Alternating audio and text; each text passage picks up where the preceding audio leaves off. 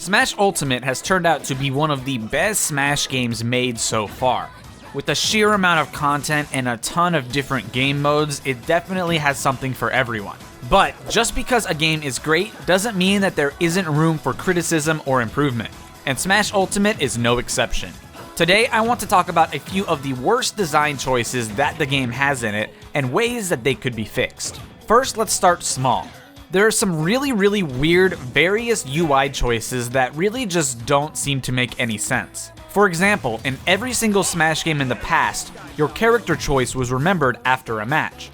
But this time, you need to reselect your character each and every time you finish a match. It just seems so weird, like they just forgot this was a thing for the past 4 games. And also, why can't we taunt online? How am I supposed to indicate to my opponent that I wish for them to show me their moves if I can't use Captain Falcon's taunt? Seriously though, this one actually does irk me, because not only is there no reason to not be able to taunt, but it also hurts some characters. Luigi can't down taunt Cheese on the edge, for example, or Snake can't chuck his box off stage to gimp a recovery. Port Glory back in Smash 4 had a hard limit on the number of taunts. You started out a match being able to do 2 taunts, and if you got a kill, you gained 1 more. And I guess I can see the logic there maybe, because this was probably done to prevent taunt parties from happening on random matches. But having absolutely no taunts at all, it just doesn't make sense. And if this was done because there's a fear of hurting players' feelings if they get taunted on, then I really would just be at a loss for words, because if little Jimmy gets upset because he sees Mario thumbs up or hears those dreaded 4 words, then we're really just coddling society at this point. Another weird thing happens with the replay system.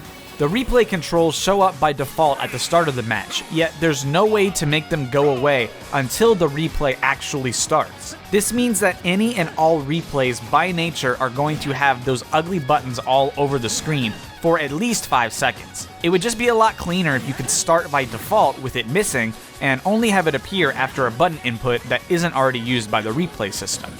But now, of course, let's talk about one of the worst design choices they made, and that is pretty much the entire online system. So online obviously has some really huge issues. The biggest issue far and away was the preferred rule system not functioning properly and just sticking you in any rule set at all. But this has been mostly remedied, as you will at the very least find a similar rule set to yours, even if it's not exactly yours. If you're running 3 stock Battlefield no items, you may find 3 stock Omega no items. It's not perfect, but it's definitely a step in the right direction, and you could probably play 20 matches in a row before you find a rule set that isn't the one you want to play. But I think a huge issue is the concept of Global Smash Power. Global Smash Power was Nintendo's attempt at setting up a ranking system to make sure that players of equal skill will find each other. And paired with this whole Global Smash Power thing is a really weird flaw, and that is that you can't change characters online. Now, personally, I think that there is a reason for this, and it sort of has a logic behind it, but I think the logic itself is flawed. GSP is character specific, so every individual fighter has their own individual rank. You might be awesome with Chrom, but absolutely with Richter. So these might have drastically different GSPs. The trouble is that this is a huge step back from Smash 4, where you could change to any character in between matches. The logic behind it is that matchmaking is based on rank. So if I queue up with a 500,000 GSP fighter, and I get matched up with another 500,000 GSP player, but then I switch to a 2 million GSP fighter, I'm putting my opponent at a terrible disadvantage by manipulating the system and playing someone I shouldn't be. So that's why you can't switch characters at all. But the problem stems from the fact that there is no casual mode. Any and all online matches outside of arenas are all ranked, and you don't have a choice in the matter. This sort of punishes players who might want to try out new characters, because if you lose a couple of matches because you're still learning a new fighter, suddenly you are low rank, and all you did was try a new character and you're punished for it. Any game with a ranking system has a casual mode and a ranked mode. League of Legends, Overwatch, CSGO, Dota, all of these have a casual mode, where there is no gain or loss based on your performance. And then they have a competitive mode, which is like the Smash mode, where you are ranked based on your play. And personally, my thoughts are that Quick Play and Elite Smash should be 2 options like this.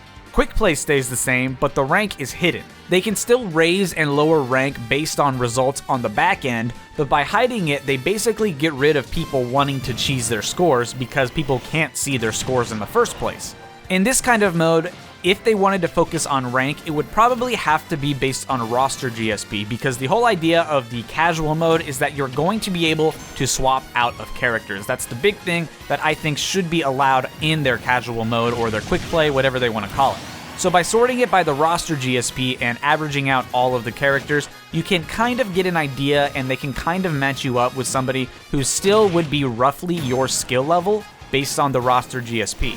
This way you aren't getting an incredibly unbalanced matchup, but you also are allowed to switch characters. Then next to that should be Elite Smash, which should be separated and become its own permanent ranked mode. This can stay pretty much identical to how online is now though. You can't switch characters because naturally this is the ranked mode and rank matchups matter much more than in quick play. It's really hard for me to consider rules in the ranked game mode though, because on the one hand I like that you can set up your own rules in Ultimate, but on the other hand, if ranked was a separate thing, people would still be able to cheese it just like they do now.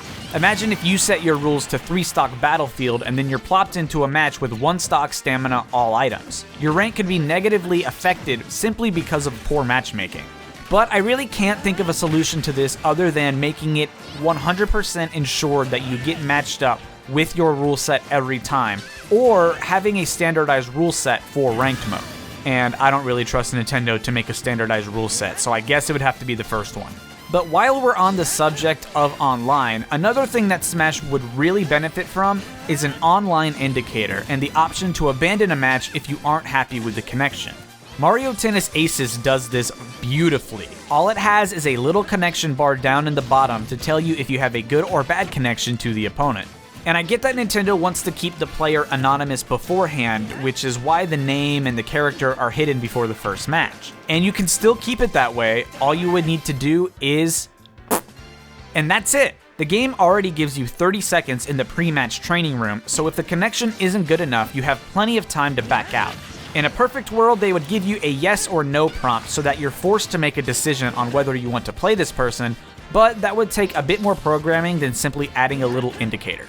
Another really weird issue, which is mostly targeted at the competitive community, is the stage hazard toggle and the way that it was implemented. I was one of the people constantly clamoring for a stage hazard toggle in Smash 4, and I'm thrilled that they included it this time around.